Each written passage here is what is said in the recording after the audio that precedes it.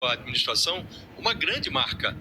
Ele se beneficiou da estabilidade da moeda e introduziu o progresso social.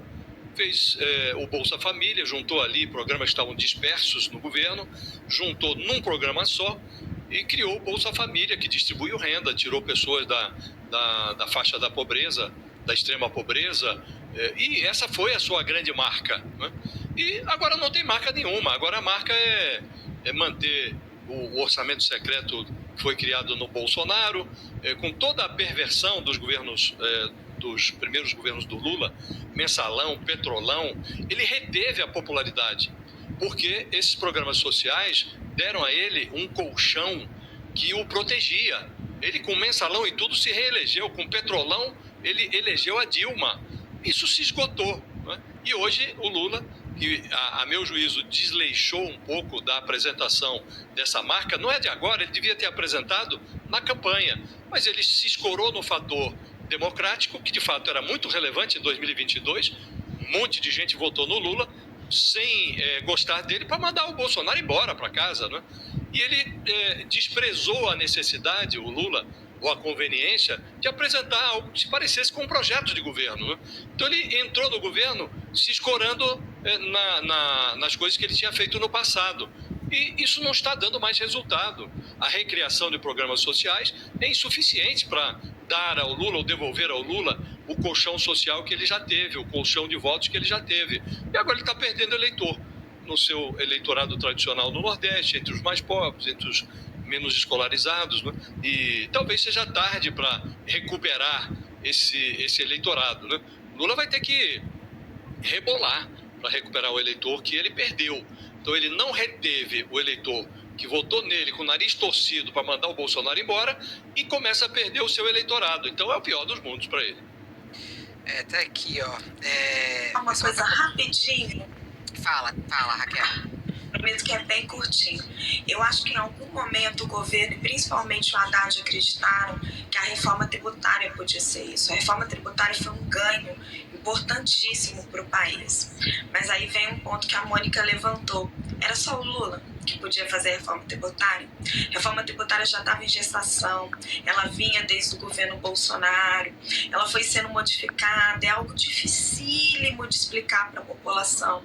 Então, assim, o governo se movimentou com a parceria ali do Congresso, porque temos que dar, né, os louros também para o Congresso Nacional, fez a reforma tributária, que vai, ao longo do tempo, demora bastante, mas vai gerar ganhos importantíssimos para o país, mas não dá para explicar isso para as pessoas. Isso não se reverte num ganho eleitoral, porque não dá para dizer, isso é uma marca do Lula, é só o Lula que poderia ter feito a reforma tributária no Brasil. Não, isso foi um ganho ao longo do tempo.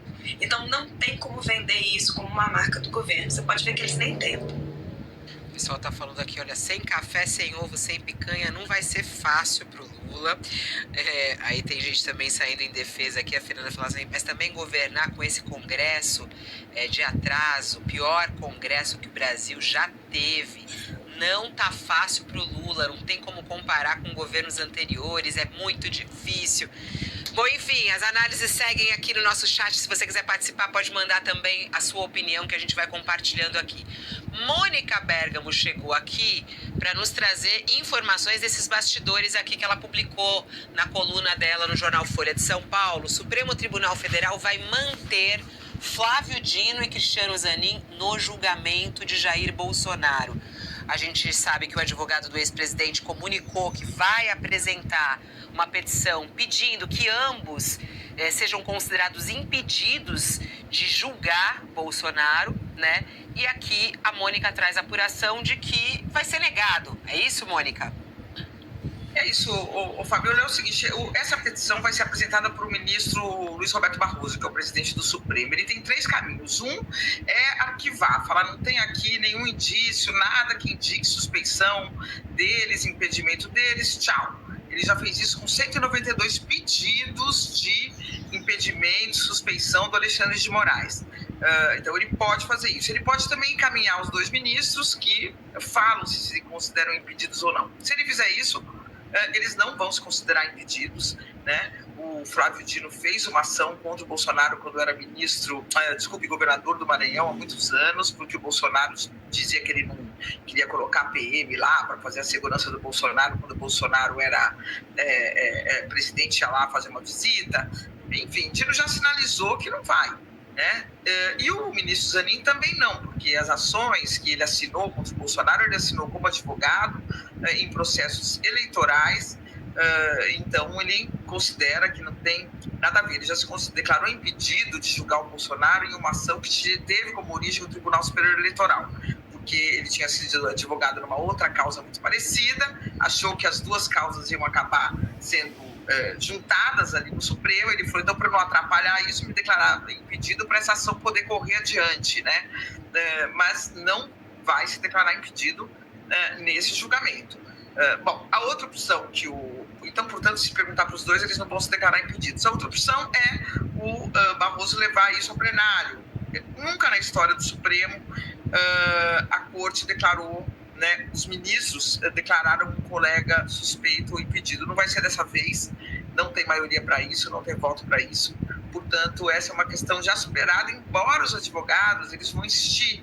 Eles vão apresentar novas ações, eles vão apresentar novos argumentos para dizer que os dois não poderiam julgar o Bolsonaro. Mas eu acho que isso é uma causa já perdida. Muito embora a gente saiba, né, o Fabiola, que um julgamento não é feito só de vitórias.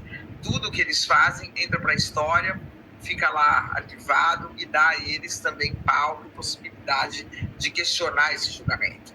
Então eles vão insistir nisso, mas eu acho que é uma causa bem perdida, viu? Agora, Mônica, tirando o aspecto jurídico e olhando para a questão política, né?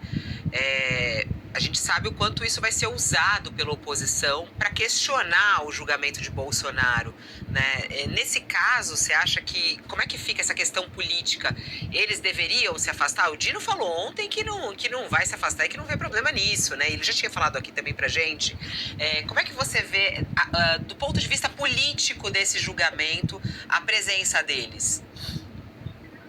Olha, o Fabiola, é complicado, porque é o seguinte, o André Mendonça teria isenção para julgar o Bolsonaro, o Cássio Nunes teria isenção para julgar o Bolsonaro. A gente outro dia falou aqui sobre isso com o professor Maierovitch, né?